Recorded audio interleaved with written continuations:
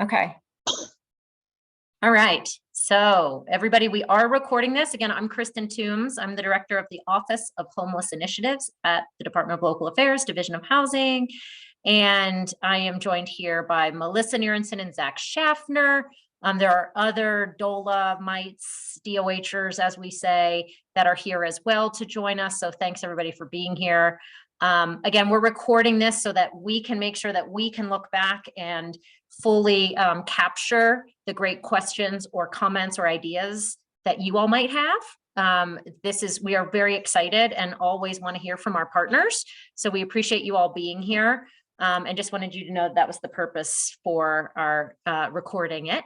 So as Mo shared, we have a little under 20 minutes. I am not going to go around as much as I would love to have everybody introduce yourselves, because with the number that we have here, we might spend the full time just doing that. So if you can just introduce yourself and your affiliation as you so choose when you speak, that would be helpful. You can also, I don't know if the chat, if it stays here or not, Zach, I don't know if you know, if people can always put something in chat too, but we're really hoping you'd come off and actually talk with us. So any other logistics, Zach, that we should share with folks? Okay, awesome. We will be taking some notes as well, but really we wanted to open it up to, oh, there we go. There's a chat test. So you can put your name in there as well if you want, and your affiliation, so that we know who's here. But again, we are recording this. So really we'd like to open it up. You heard as we quickly presented on what Prop 123, the language states is eligible to be funded.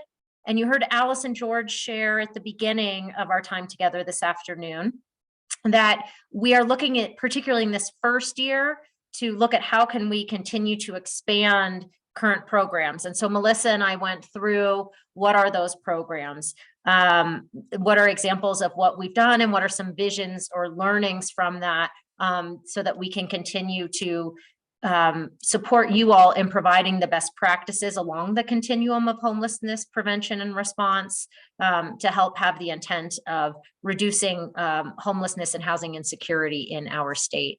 So with that, just recap and reminder, we'd really love to hear from you all.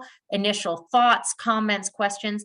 Please do be mindful that there are many people here on this call, and we do only have 15 plus minutes, especially after me yapping. And we'd really like to make sure that everybody has a chance to have the floor. So we might kindly say, let's take that offline. Let's continue to talk at another time. And that is not because we don't want to hear from you. It's because we want to, and to hear from others. With that, Melissa or Zach, I don't know if you have anything to add. Okay, Rand, I see you've got your hand raised. You know I was going to ask a question, Kristen. I love it. I'm glad you're here. Yeah. Hey, so I would you referenced this a little bit in your opening presentation. I would wonder if you all have thought or talked about how, at least over the next 3 years, this intersects with the transformational housing grant that most of us have already applied for. There is, at least apparently on the surface, it feels like a lot of intersection. At least over the next 3 years, with the eligible sources of funding. This is an additional funding source. I know that there were lots of applications for the transformational stuff, and I wonder if you could just talk a little bit about how you all envision this funding overlapping, supporting, working together with, how the state is looking to view the applications that would likely fit categories for both, especially if we've already applied for one. Thank you for that question, Rand. Appreciate it. So what Rand is speaking to, I believe everybody knows, but just making sure, is the Division of Housing did receive funding through the American Rescue Plan Act Treasury funds. So the SLRFE, the SLFRF funds, the state and local financial recovery. I always forget what it stands for. But yes, you all get what I'm saying. So specifically through House Bill 22-1304 and House Bill 22-1377, we released 2 notice of funding availabilities back in November, the transformational affordable housing one and the transformational homelessness response one. We have about 243 million to be able to give out between those 2 NOFAs. And we received over 640 million in requests already with our first round for the one and the first 2 months for the other. So late night text. sorry. Oh, okay. So yes, Rand, you are correct that we saw an overwhelming amount of requests. So, that's about a third of, we got almost 3 times the amount in requests. So we are looking at that question that you asked. We are asking ourselves, we do not have an answer for you now. I'd actually throw that answer back to folks and see what your thoughts are. One of the things we want to make sure that we do analyze is what's similar, yet what's also different for this. Obviously, one of the big differences, these are state funds, not federal. These are ongoing, not time limited. So we are still looking at that just to analyze it and see how it can work. And that's actually one of the questions we have for you all, is if you have any thoughts on that, the balance of, you've already put in the work of applications, but also with this being ongoing, would your ask look different from a homelessness response perspective versus knowing the funds of ARPA funds end in 2026? And we would, so that's one of the things that I, in particular around the homelessness response, think about is that's a big difference. Like, what would you ask if you knew it could be ongoing compared to ending in 2026? And how should we just think about those differences, but also how do we build off of what you've already done and what we've already done? So how's that for sort of answering and throwing it back at y'all for your thoughts on that? Anybody have thoughts on that? Sherry, I see your hand up, but I know you put it up before Rand asked his question. So just curious if anybody has initial thoughts about that question around what Rand asked, and what brings you heartburn, or what would you like, or what questions might you have, or things you want us to consider? I will, since I raised the question, Christian, I will respond briefly. I think it does impact it a little bit. I think, especially for the first 3 years, there's a lot of overlap. And since that 3 years is tied to a commitment of affordable housing, that certainly could have different impacts on different communities, as well as this particular part of the funding source doesn't necessarily address the affordable, like it doesn't address the affordable commitment, right? This addressed homelessness, not the affordable commitment. And so I think that disconnect makes it somewhat challenging to say, like, hey, this fund source is not transformational, because what happens if we don't get the 3%? And like that intersection and the disconnect between these two, I think, presents some challenges. But yes, my application might be different, because I might say I have an ongoing fund source, instead of my question on the transformational was, we're going to keep applying for grants, therefore we're here. So, I think that's a really challenging conversation piece that I think we need to work through together. So you brought up the other key piece that I can't believe I didn't say, besides the difference between 2026 and ongoing, is this commitment of the 3%. So right now, the way it is written, Rand, thank you so much for flagging that, and want to make sure folks are aware of this, that in Prop 123, the way it's written is that your local community must commit to that, increasing the affordable housing by 3% in order to apply for these funds. So that's something to be aware of, is that what if you wanted to create, permanent supportive housing, but your community, it did not sign on, you wouldn't be able to access these funds. So Rand, really great point. That's the way it, as it's written now, that's the way we have to apply it. So it's an interesting one to have that connected to the homeless response part of the bill. That can be something others can talk about and think about, should it stay that way? But I'm just here to say how we're going to implement it with the way it's written now. Sherry, go ahead. So Rand, I really appreciate you asking that question. And Kristen, your follow-up, because there really seems to be that disconnect, right, between the housing and the 3% commitment, and then the homelessness funds, in which I'm assuming anything you do with the homelessness funds does not count towards the creation of your 3% housing. Is that accurate? Great question, Sherry. So part of the eligible piece of the homeless side is the preservation or development of permanent supportive housing, which we at Division, that is housing. It's definitely affordable housing. So in our mind at Ojai, that's where there is an overlap, is that affordable, is the creation of supportive housing where you can use the homelessness funds for that. I will take that back. Zach, thank you so much for taking notes. We can take that back and just double check if for some reason anybody would think differently, but that is a form of affordable housing. It's, so I would think so. The rest of it, it talks about helping households stay in housing. But it's not necessarily the creation of affordable units. So in that sense, I think the rest of it is a little different. Thank you. Thank you.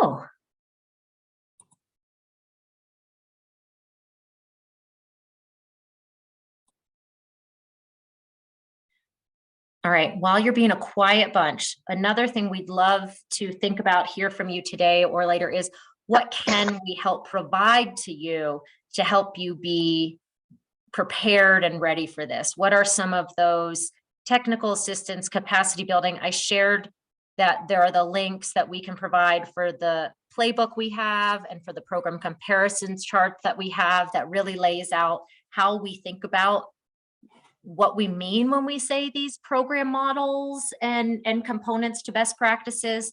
We highly encourage you to review that because that's the framework from which we work, and we'll be looking at any applications that we see.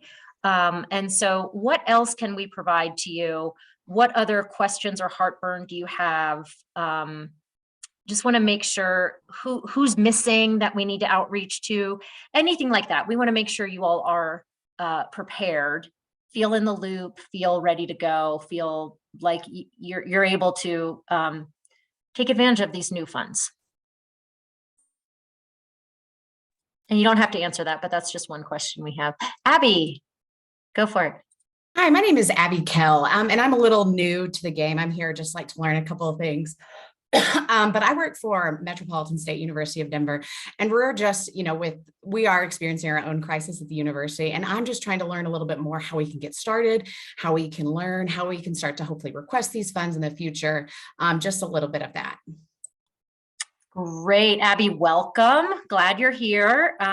So I would say that would be something that this applies to anybody else. Happy to meet with you to just hear more about what is it that you're seeing, what are the challenges, and what's the role of your entity and other community partners. And part of what we can do is help connect those dots. And being a higher ed institute, it's helpful for us to always loop in higher ed because then we can see where there might be opportunities there. And so we always try to connect those. I will say, and I'll put it in the link, or we'll see if I can, or Zach might beat me to it, our open RFA site. And again, some of the links to the program comparison and the playbook. I think those are great starting points because they will show you. Thanks, Zach. So Abby, I would take down that link Zach just put in there, and anybody else. Anytime we have funding opportunities, that's where we will post it. Highly recommend everybody reads what we write. If it's on that paper, it's on there for a reason. We are explaining to you what we're looking for, who's eligible to apply, who's eligible to be served, what parts of a model or intervention we can fund. We take a lot of time to intentionally write it. And so I think, Abby, a lot of times that's a great place to start with, like, what's the framework to think about what works? What are some of the models that are out there? So I think I would say, take a look at that. Take a look at some of the NOFAs, take a look at our playbook and the program comparison chart, and then more than happy to talk with you. And glad you're here. Nicole, go ahead. Hi, Nicole Sampson. I'm with Adams County. I have a question that builds on what Abby was saying. Knowing that there's a lot of nonprofits that are going to go out there and look for getting these funds, are you, first of all, if we are to apply in as a county or a local government, will there be a list that says these are the local governments that have been approved for Prop 123 funds? So that's step one. The second part is, are you going to require us to do a letter of support for any of the programs that might be coming in for funds within our community? Love those questions, Nicole. We have not gotten to the level of detail yet of what that list or communication will look like, but I would envision that, yes, we will make sure that folks know what communities have signed up and been approved and which ones haven't. Because that will, particularly on the homelessness front, where we might have nonprofits applying, it'd be helpful for them to know. So love that. And yes, the intent is to make sure that that is easy for folks to find and know. The other piece you asked about letters of support. Again, great question. For those of you who have applied or have read our transformational homelessness response one, know that we were asking for those letters of support there. And we increasingly do with different applications. The intent behind that is to make sure everybody's talking to each other, just that we don't have disparate efforts that might duplicate or even work against each other, that we really have intention in communities and regions around, you know, this shelter serves this population, this shelter serves this population. Okay. And then what about homeless response or resolution and so on? So we really want to see that continuum and that it's coordinated. I would envision that that would be the same here, but curious again, Nicole, since you brought it up, to you or to anyone else, if you think those letters of support do indeed help with that intent of knowing of each other's efforts and coordinating, if that does indeed work, or if there are other ways that we should try to help support that coordinated effort.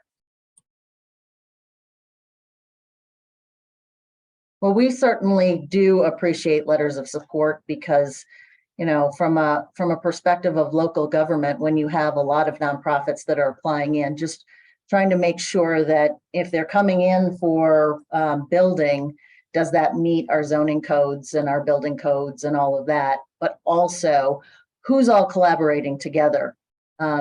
Because trying to reach that overall 9% over 3 years, it's going to take a larger strategy. Thank you. Great. That's what I was hoping to hear, that it is helpful. Kristen, it looks like we have about a minute and a half, but there was a question in the chat from Rand. Says, with the requirements for some models to be housing focused, we'd like to see some specific criteria or definition of what housing focus means to Ojai. That's great. Thanks for that, Rand. Yeah, we can definitely flush that out a little bit more. Yep. I mean, a real quick one is, how is whatever you're proposing, how are you intentionally thinking about what whoever those participants are getting connected to permanent housing as quickly as possible? Are you literally, it could be housing navigation, or it could be that you'll make sure you have a referral to a project that's going to be opening up. It can look in lots of different ways, but how are you thinking about not just providing services or treatment or a temporary assistance, but how are they exiting to secure housing? And so that can look in various forms, but love that question. We can flush that out more. Anything else? Folks are welcome to come back in. I think we're going to get kicked out and come back in. I'm going to stop recording so we don't lose this.